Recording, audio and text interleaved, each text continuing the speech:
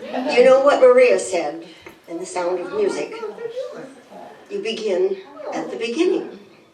When you read, you begin with ABC. When you sing, you begin with Do, Re, Mi. The beginning is a very good place to start. So I'm going to take you back to the winter of 1958. December, just about this time of year. And as Sophia says in Golden Girls, picture this. And she took you to the island of Sicily. Well, I'm going to take you to New York City to a television show. Picture this. A young woman, 30 years old, wife of a young pastor in the little suburb of La Mesa. It was a Wednesday, midwinter December. I was baking and the phone rang. Hi, Carol, this is Jane Brown from Name That Tune in New York. You have time to talk to me? Well, yes. Well, we've been looking at your application and we're very interested in bringing you to be a contestant on our program. So we talked at great length. She asked me a lot of questions. And finally she said, well, I have to talk with the producer's office, but I think we'll have you come back and be on the show. Don't pack any bags. You know, I have to confer with the rest of the staff.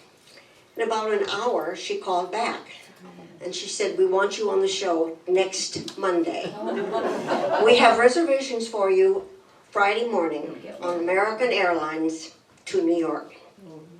Well, you know, that was a bit much. But I thought, sure, I can do this. So I called my parents in Los Angeles. And my dad, who was Dutch, a very quiet, self-contained gentleman, was so excited. He said, well, my little girl, now I was 30 years old, he said, my little girl isn't going to New York all by herself. So he called the airline and got a ticket for my mother. You could get reservations then.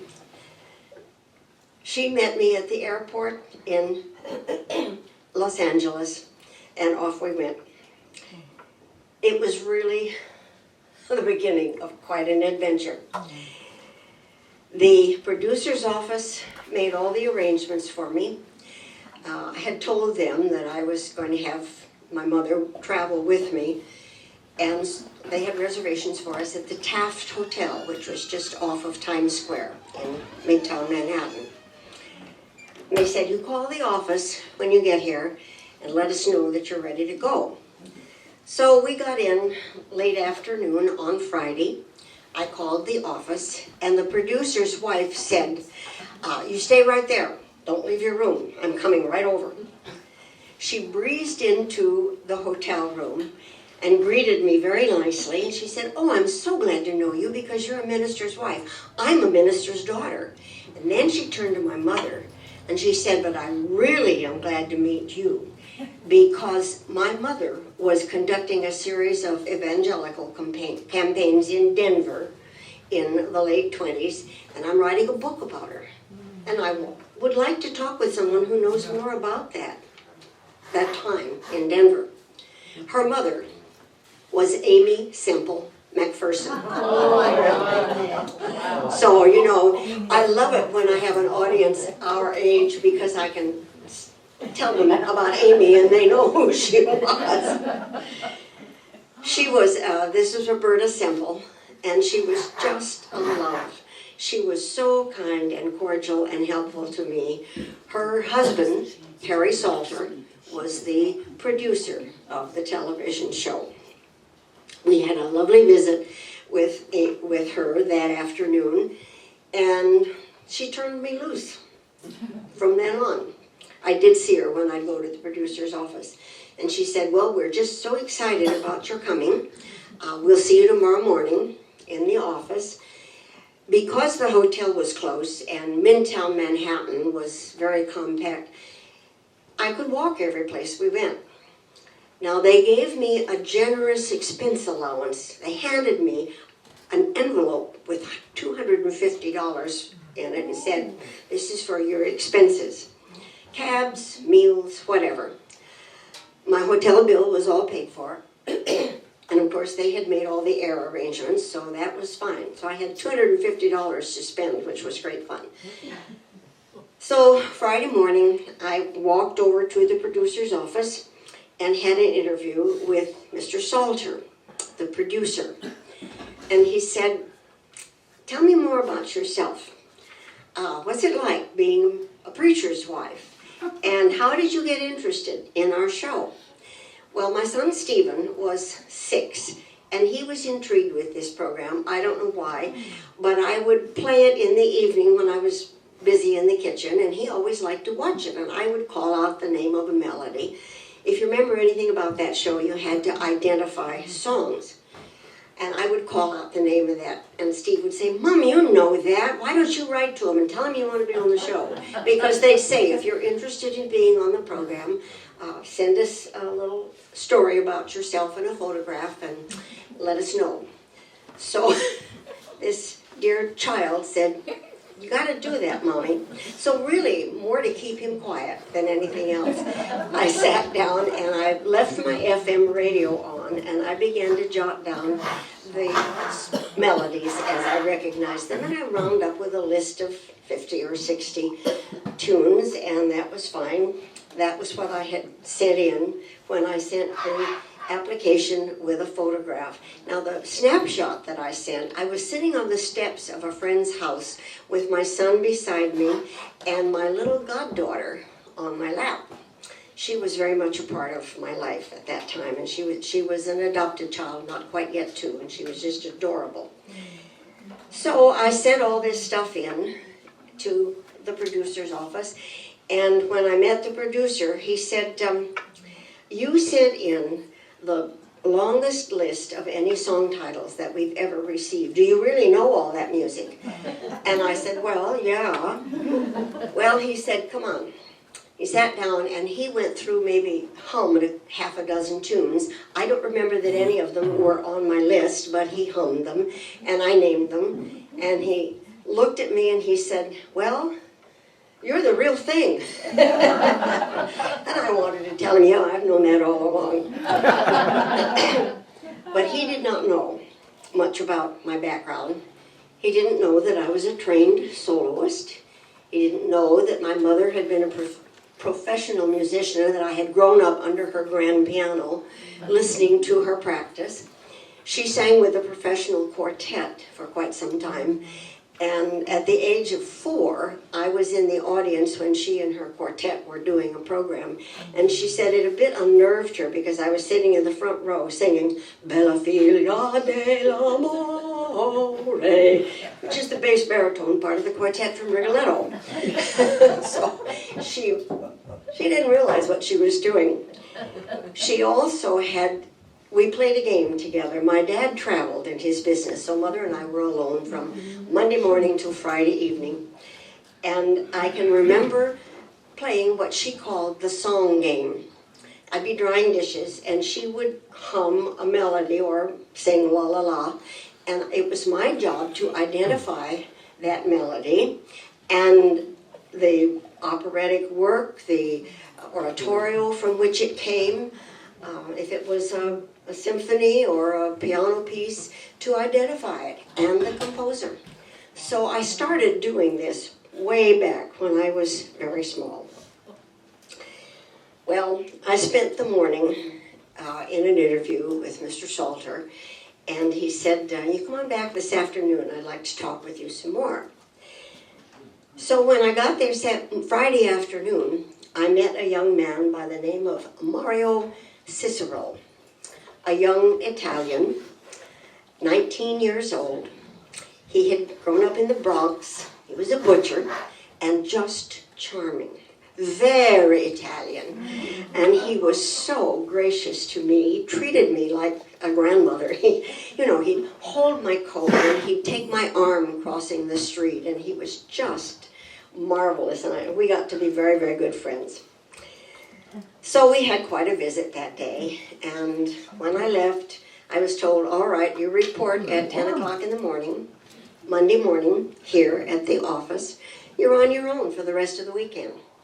So Mother and I had a lark. We had such a good time. We took a city tour bus all around Manhattan, got to see a lot of exciting, wonderful things. Fifth Avenue in mid-December was gorgeous.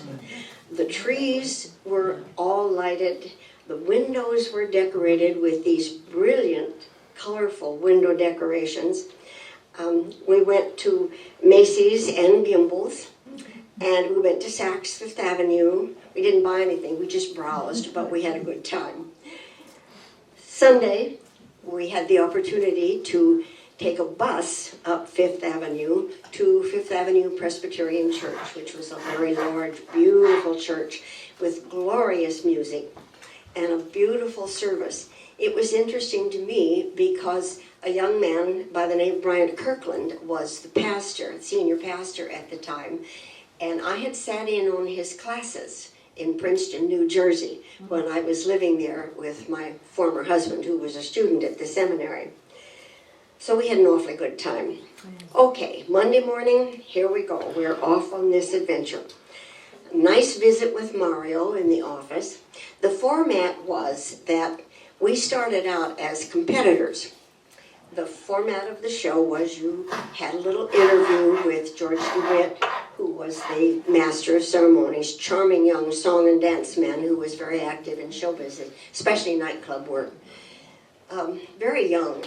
I Googled him not long ago and found out he's not been dead for a very long time. He was handsome and charming, and we just had such a good time. He, too, was Italian and had taken the name DeWitt rather than his multisyllabic Italian name because he thought it would be easier for people to remember in show business.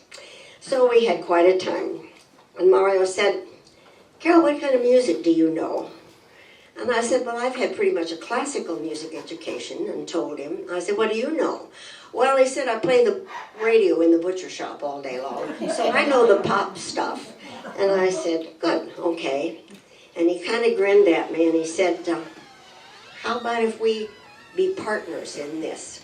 The format of the show, you started out as competitors, and then whichever one of you was successful in that endeavor, then you went on and onto the show and more activity if you were successful. And Mario said, "You know one kind of music and I know another. We'd make a good team." I said, "Yeah, let's do that."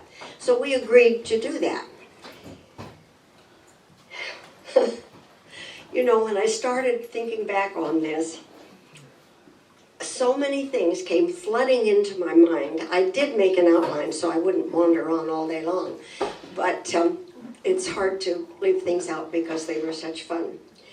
So in the afternoon, we were told to report to the studio, which was a converted legitimate theater again in Midtown Manhattan, not very big. We went in, we met George DeWitt. We went over a little script of an interview that they had written for us using our background. It was quite casual. They didn't want it to sound rehearsed, and we knew what we were going to be asked, and he kind of knew what our answers were going to be, but it was quite informal.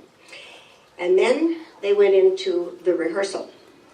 They took us, who were going to be contestants that night, out of the building completely, around the corner to a kind of a grubby little coffee shop, and we stayed there with a representative from the producer's office while the orchestra rehearsed the music that was to be played on the show that night. So there was no way we were going to get any hint of what the music was going to be. This was around the time when there was such a huge brouhaha about the $64,000 question, if you remember that. And it was a terrible scandal. And Mr. Salter said, "This show is on the level. You must not have any help. We're going to go into this cold. We know a little bit about you, but you're on your own. You cannot have any help." So that was kind of reassuring that, they weren't going to ask us to cheat in any way. So the first night on the show, there was a format. The two contestants were seated at one side of the stage. I was about 3 feet ahead of Mario because he was younger and faster than I was. And they played a melody and you had to run across the stage and ring this bell. And they gave us tennis shoes. Mario was fast and he got there first. One melody I didn't recognize was Hang Down Your Head, Tom Dooley. And he knew it. And he said, Carol, don't you know that song? Don't you know Tom Dooley? No, this stuffy preacher's wife didn't know. Anyway, Mario won. So that was going to be the end of it for me. I got home and Stephen said, Mom, why didn't you run faster? You could have beat him. Well, according to our plan, he asked me to be his partner as we went on in this process.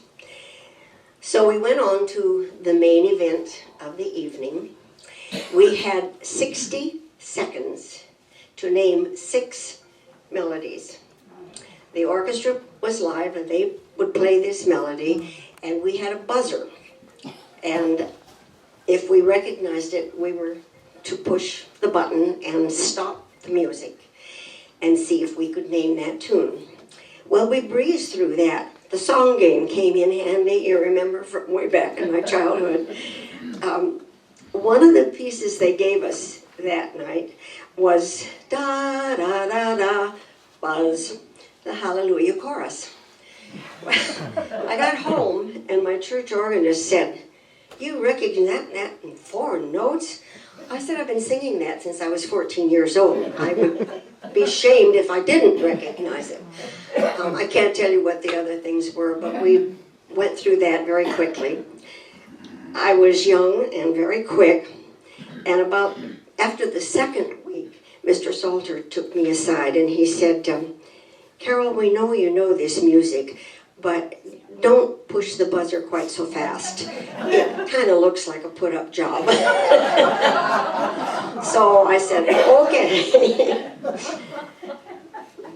So we knew that we were going to be back on the show in another week.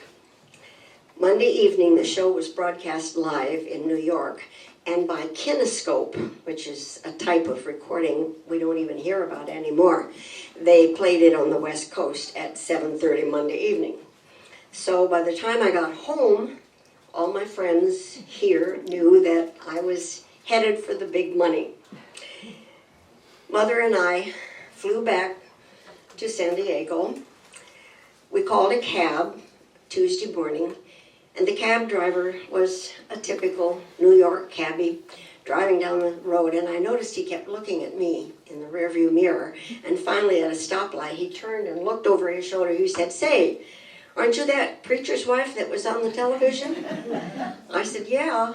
Oh, he said, that was great. My wife and I watched that every week. You're coming back next week? I said, yes. You know what time? I said, no, the office makes all the arrangements. Well, he said, I'll pick you up at the airport. He had checked with the office and they gave him my flight information. And when I came out of the luggage at the airport, there he was. Hi, I'm going to take you to a hotel. He did that every week. He found out what my flight arrangements were. When I landed in New York, there he was. When I got ready to leave, he came to the hotel and picked me up. And, you know, he was not a real young man. And I think he just thought, well, this innocent little naive preacher's wife, we got to look after her. As I told you, they gave me all this money for expense money, so I did always give him a generous tip. He was just a gem. We knew that when we got back the second week, we were going to have a third partner on our team. They asked listeners at home to send in a list of songs that they thought they would know, and every once in a while they would call someone from the home listening office to come in and be a contestant. So our third partner of our triumvirate was a housewife from Larchmont, New York, by the name of Betty Leary. She was just a lovely woman. She had 13 children and was pregnant with her 14th when we were on the show. So she had She had a very busy life. Okay, so second trip, Sunday morning, I went down to the airport here in San Diego, boarded a flight for LA, and had a nonstop flight from LA to LaGuardia Airport in New York. Now, this was in 1958, and they were not flying jets. So it was a very long and very tiring trip. You know, the plane vibrated and it was noisy, and it was about 12 and a half hours if the weather was with us. So it was a long flight. I would get into the hotel in the early evening, check in, call the producer's office, let them know I was here, and fine, you're ready to go. Same routine, Monday morning, report to the producer's office, kind of go over things. We met Betty because she was brought in to be the third member of our team, got acquainted with her a little bit. They wrote out a little script for us.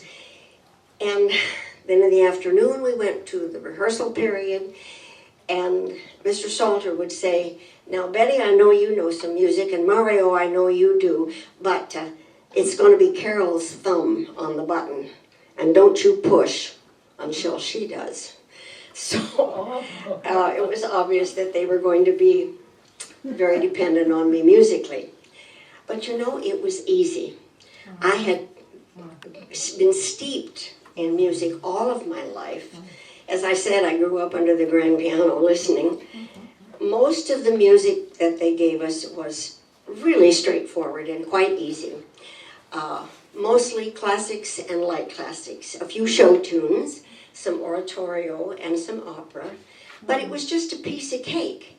I was young, you know, and all this stuff was in my being, so it was easy. And the responses just came like that, very quick and very easy. So Mario and Betty and I started out on week 2 with my thumb on the button, and we just sailed through. Did all 6 of those tunes, and all right, you'll be coming back next week to try again. The top money was $25,000. In 1958, that was a big chunk of money. My minister husband's salary was not $5,000 a year. So that was a hunk of change.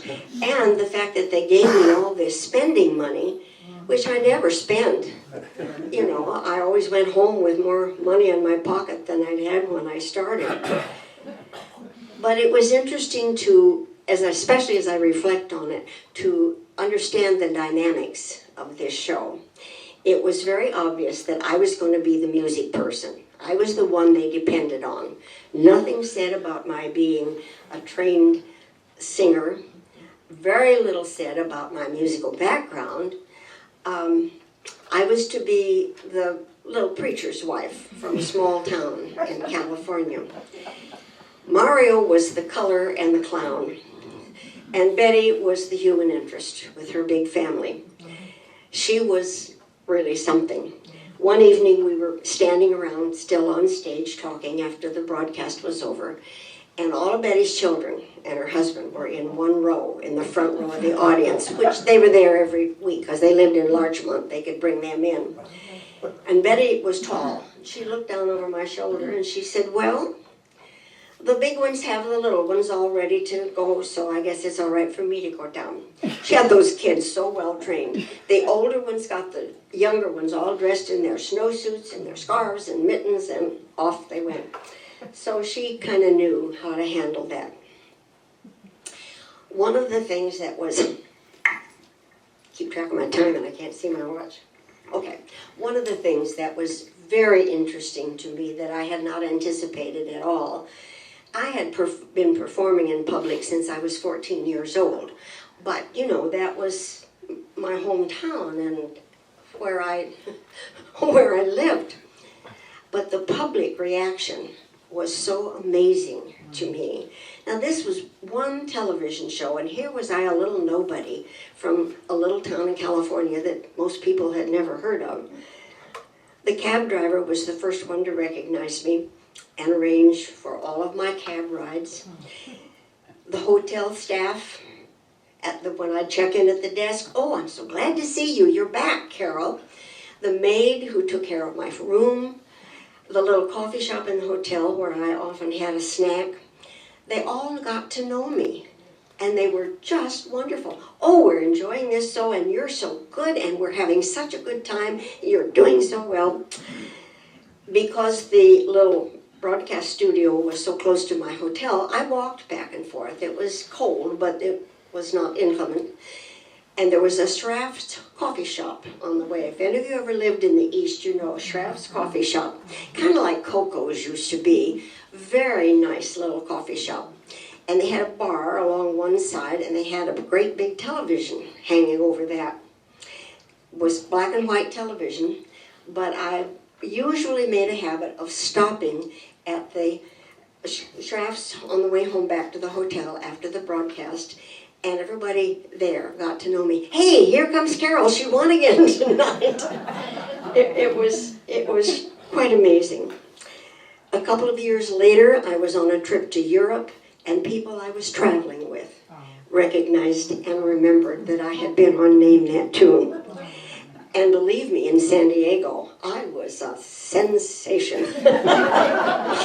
I would walk down the street and people would stop me and say, "Oh, we're so glad you're doing so well in that show. We're having such a good time watching you."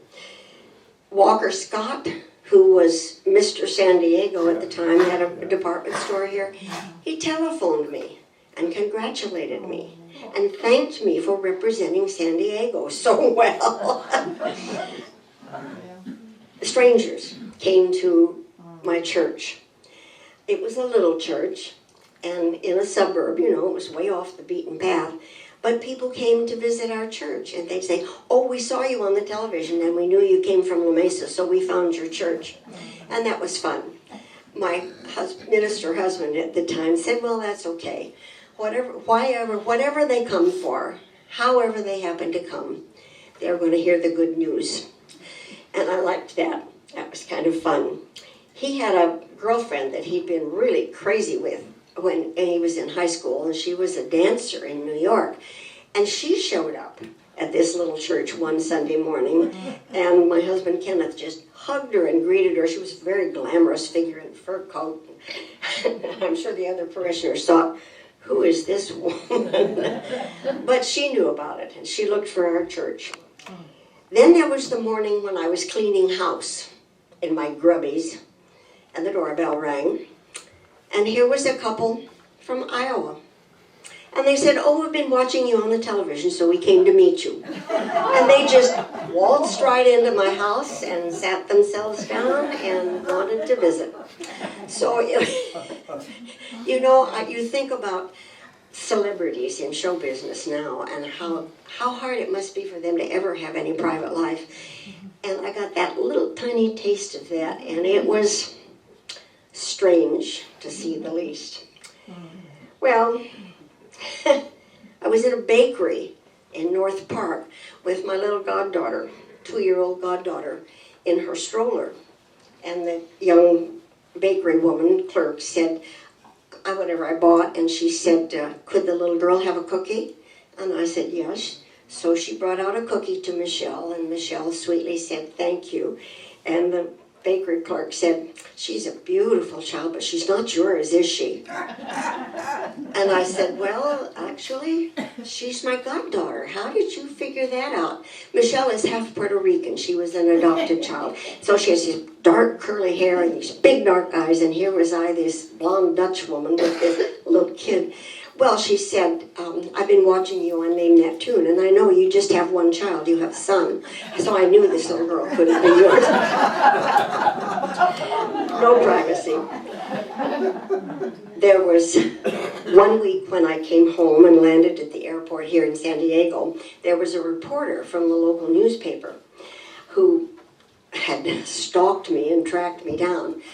And as I said, it was during this $64,000 program schedule, and he wanted to know the real scoop about, was this show on the level? And so I spent 20 minutes in the airport chatting with him.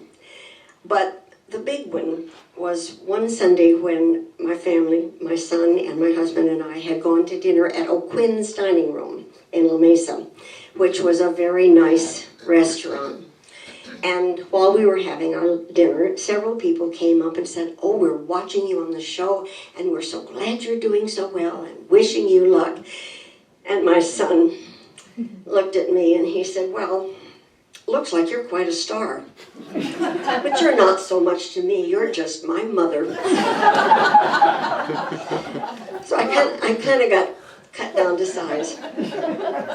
A friend, my goddaughter's mother, took my son in overnight a couple of times during the broadcasts, and he was with her one night, and she was ready to turn in the program on the television, and he said, "Oh no, let's go see this."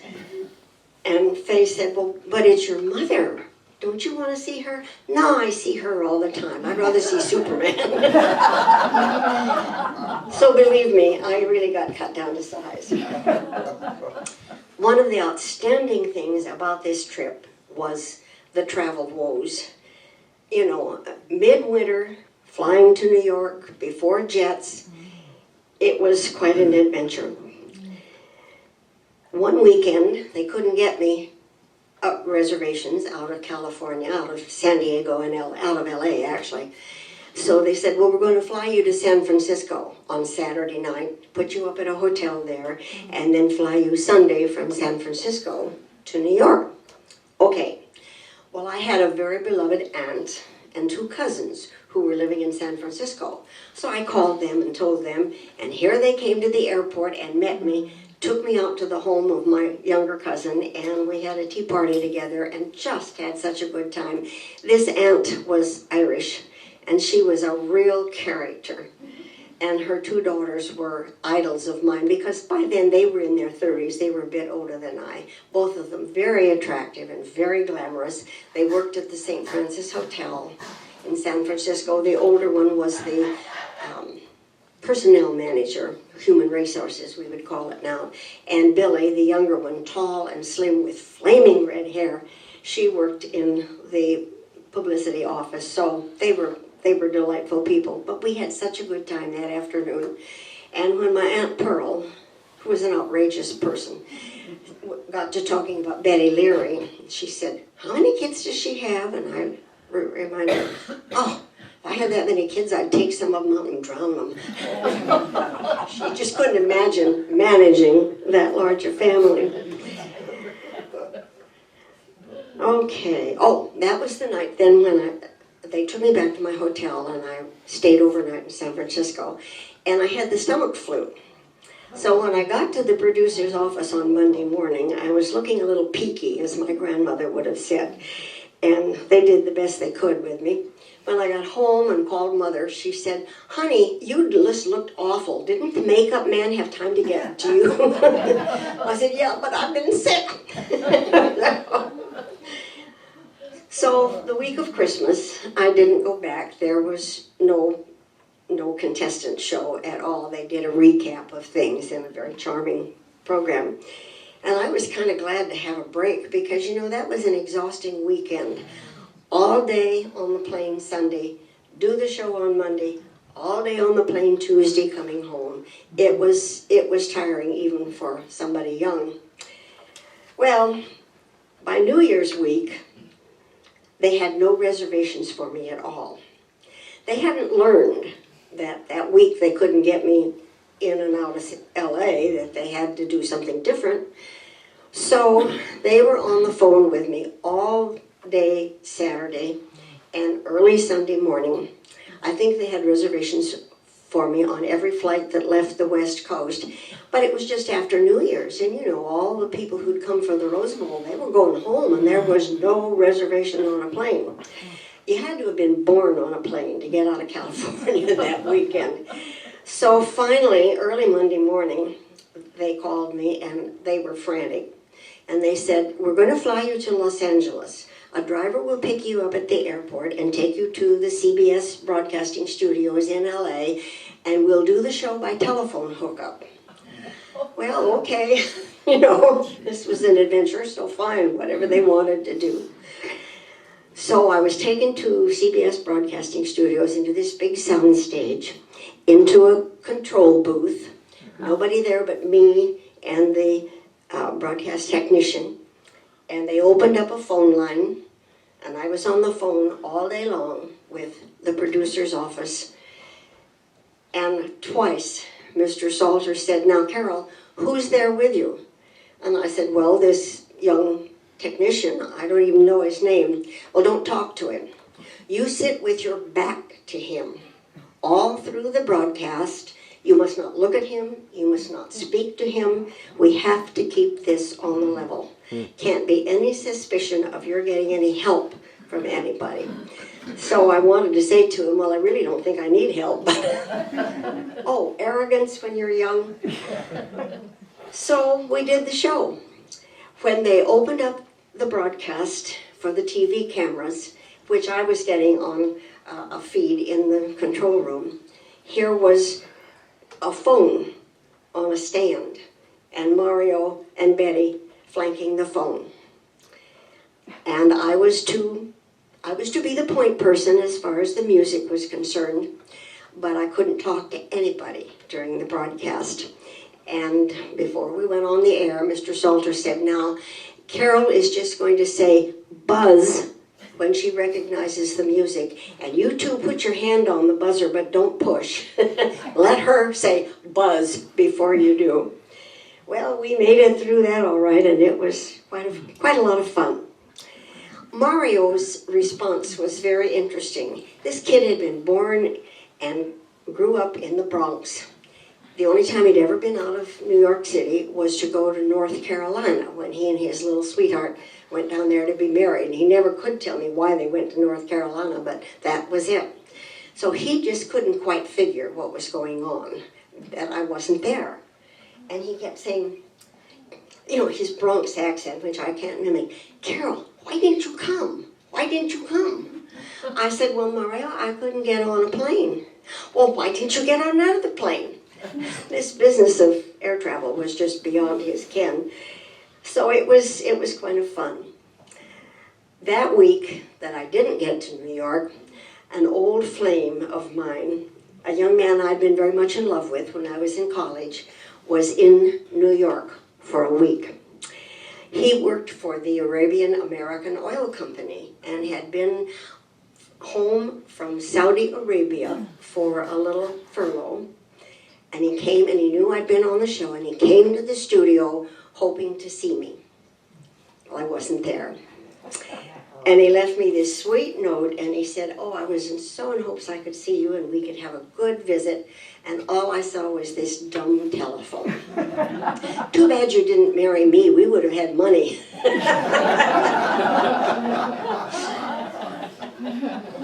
So, you know, travel was something.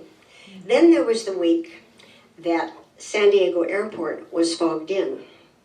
And the airline called me and said, we're closed in with fog. Get down here and we're going to put you on a bus and bus you up to Los Angeles, to Burbank Airport. And we think we can get you on your way to New York. Stephen was very upset, my son. He said, I don't want to see you get on a bus. I want to see you get on an airplane.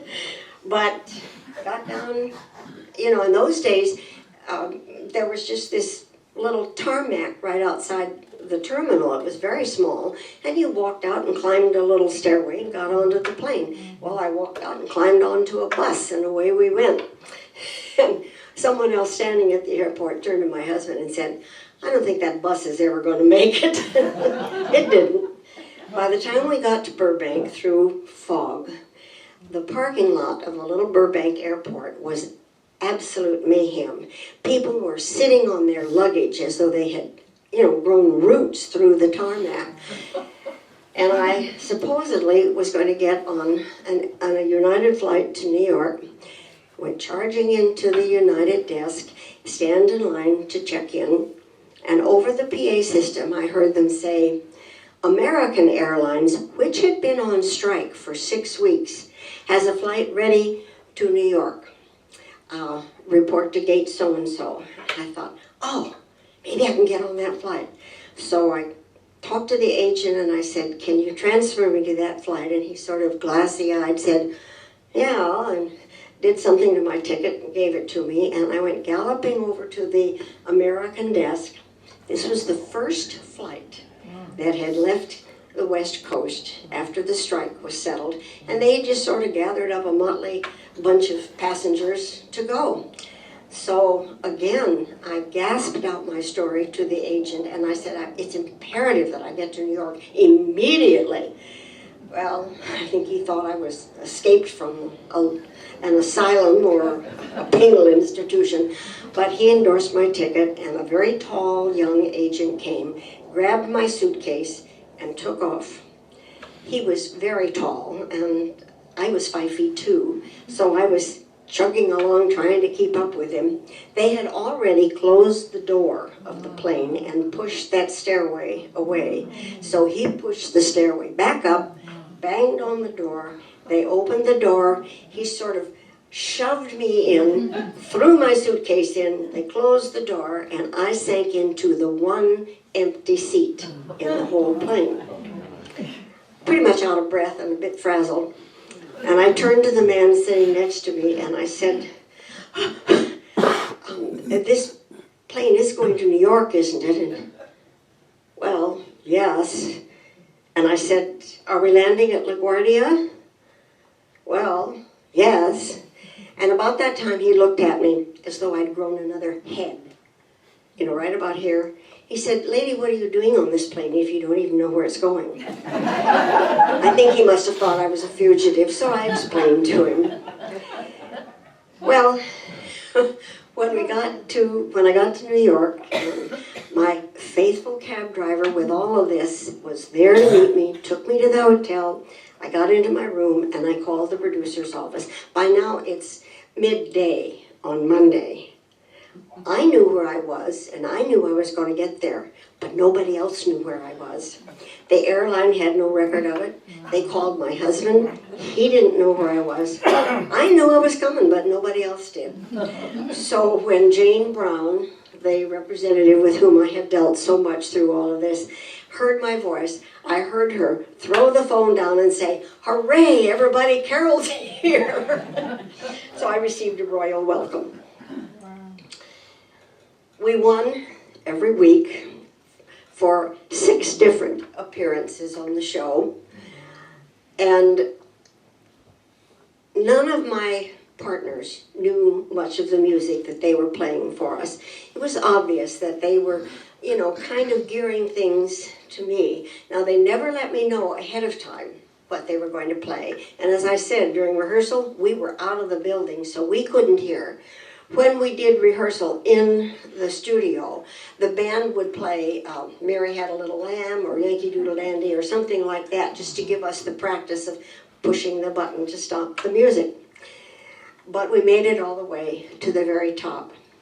The last week, when was to be our last appearance on the show, they paid for my husband to go with me, not Don. He and I were each married to other people at the time. And we were treated very royally. They got us tickets to see My Fair Lady. They gave us a lot of cash to go out and have dinner. So I came home with a nice pocket full of cash. And with the money left over, we called it Mr. Salter's money. And I made, more fun. I remember buying a beautiful suit at Marston's and a hat with Mr. Salter's money, and I was the cat's meow in that suit. But it was wonderful, and that producer's office treated us so generously and so kindly. So it was fun. So that Sunday night, that was going to be my last show, and Kenneth and I checked into the hotel, and he turned on the television, and Dinah Shore was on. And she was singing a medley of Victor Herbert. And I said, this was Victor Herbert's birthday. That's the music they're going to give us tomorrow night. And it was. So, again, just sailed right through it. It it was just great fun. Because they gave us our winnings every week at the end of the show, half of it was in 1958 and half of it was in 1959. So the tax benefit to me was quite wonderful. And with Harry Salter's money, I bought my first hi-fi set, about that big and about that size of that little piece in the corner. But I played that thing all day long and began to amass a collection of LP recordings that I really loved. And I put the rest of it away to create a fund to send my son to college. And off he went to UCSD at the age of 18 with Harry Salter's money. Now, of course, it didn't do it all, but it did. I haven't introduced you to him. He's my cameraman today. This is my son, Stephen. Thank you, honey. It was lovely of him to be willing to do this for me.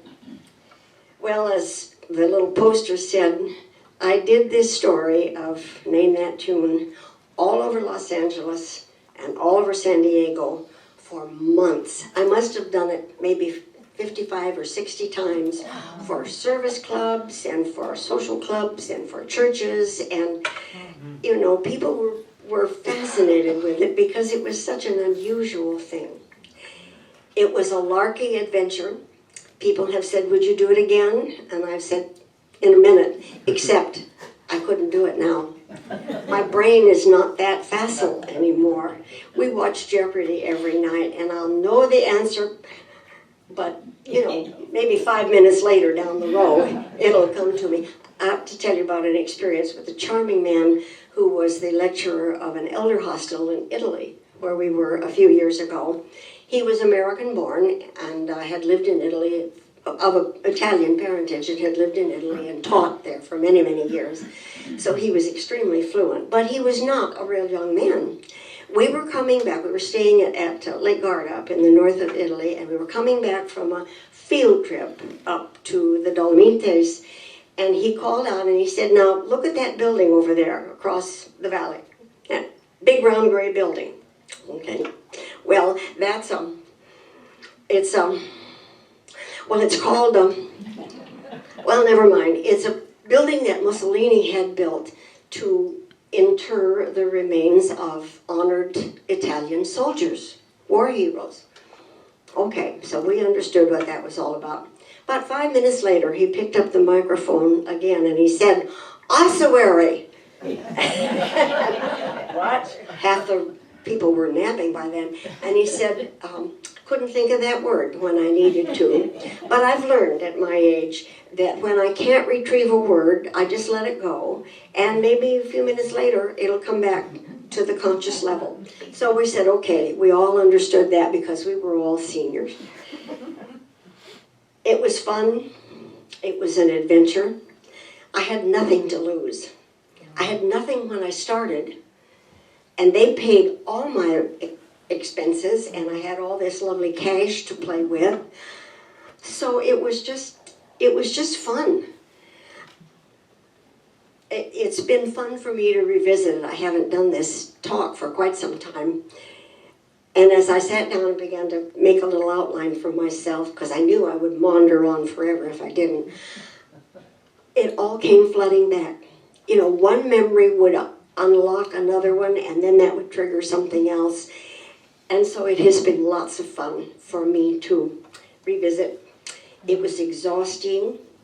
It was a dizzying, crazy adventure. And I would do it all again if I thought I could. So that's the story of my adventure with Name That Tune. And thank you all for listening, and I wish you all a blessed Christmas.